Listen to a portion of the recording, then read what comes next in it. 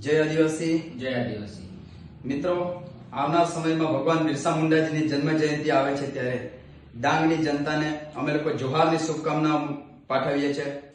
મિત્રો, તમે લોકો જોઈ શકો છો કે ડાંગ જિલ્લાનું વડું મથક એટલે આહવા। આહવા ખાતે મિત્રો અમે લોકોએ છેલ્લા 3 વર્ષ પહેલા આદિવાસી યુવા સેના વતી સર્કલનું નામકરણ કર્યું હતું કે ભગવાન બિરસા મુંડા સર્કલ।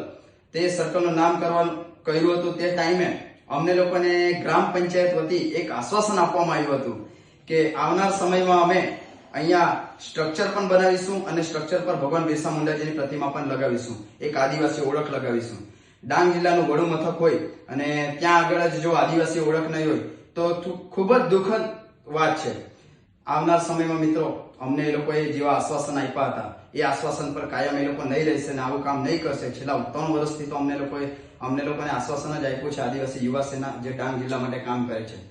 તો મિત્રો અમે લોકો આ ચલાવી નહીં લઈશું અને એ લોકો જો બહાનાબાજી કરશે કે આરએનબી માંથી અમને લોકોને પરમિશન નથી મળી, માર્ગ મકાન ના પાડે છે અને ત્યાં આગળ સર્કલમાં નહીં થાય, તમે પણ જોઈ શકો છો કે સર્કલના વચ્ચે એક ફુવારો છે અને એ સર્કલ તો કાયમ રહેવાનું છે, કે સર્કલ તૂટવાનું નથી।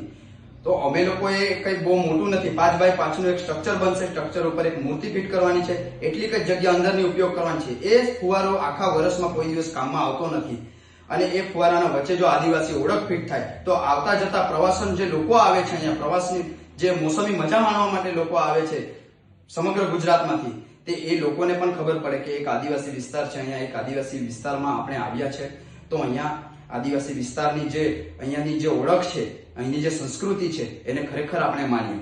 તો મિત્રો આ ખૂબ જ દુઃખની વાત છે અને સર્વે અમારે ડાંગની જનતા પાસે અમે લોકો અપેક્ષા રાખીએ છીએ, સર્વે ડાંગના લોકો પાસે અપેક્ષા રાખીએ છીએ, માતા બહેનો, વડીલો, આગેવાનો, નવયુવાનો સર્વે પાસે અપેક્ષા રાખીએ છીએ કે તમે લોકો અમને અચૂકથી સાથ સહકાર આપજો। આપણે આ મુહિમને આગળ લઈ જવાની છે અને લોકોને, દેશ દુનિયાને આપણે બતાવવાની છે કે આદિવાસી ઓળખ ભગવાન બિરસા મુંડાજીની પ્રતિમા અહીંયા આપણે ગમે તે રીતે ફિટ કરીશું।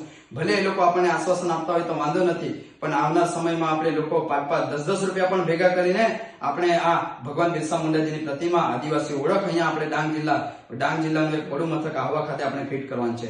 સર્વે પાસે અમે લોકો એક જ અપેક્ષા રાખીએ છીએ, તમે અમને સાથ સહકાર આપજો અને અમારી મુહિમમાં તમે પણ જોડાજો। સર્વેને અમે લોકો ફરી ભગવાન બિરસા મુંડાજીની જન્મ જયંતિ નિમિત્તે શુભકામનાઓ પાઠવીએ છીએ। ડાંગ જિલ્લાની જનતાને અમે લોકો અપીલ કરીએ છીએ કે તમે અમારી સાથે જોડાજો। જય આદિવાસી, જય જોહાર।